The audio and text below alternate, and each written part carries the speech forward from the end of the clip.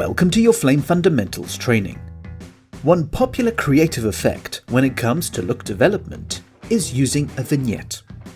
This is when you darken the corners of your image to draw your attention to the center. This video will cover two ways of applying a vignette.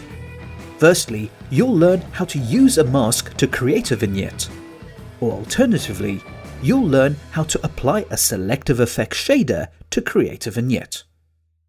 Both achieve the same result when used with a selective.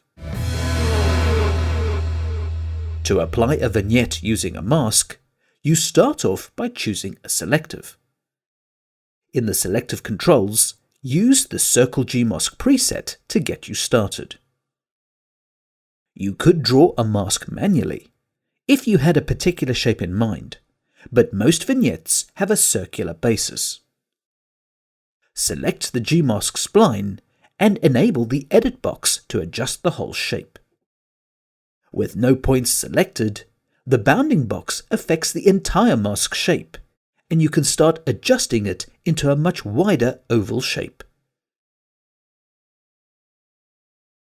Now switch to the master grade of the selective and bring down the gain.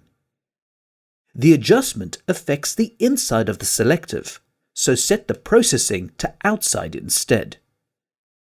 There you have a vignette, and you can continue to adjust with the master grade.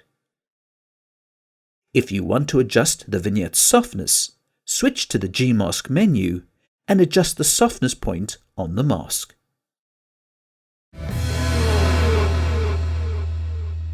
To apply a vignette with the SelectiveFX Shader, you also start off by choosing an empty selective.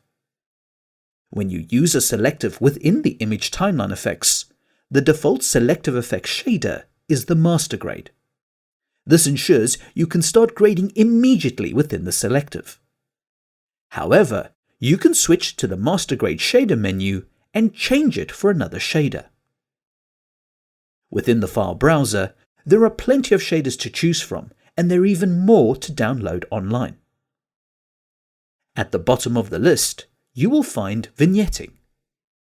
When you select it, it replaces the master grade in the selective.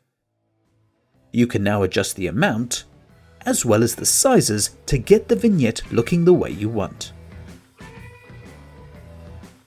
As a bonus tip, if you want to combine multiple SelectiveFX shaders in a selective, instead of replacing one, you can click the plus button to add multiple shaders to a single selective. Please move on to the next video and don't forget to like and subscribe to the Flame Learning channel. Thanks for watching.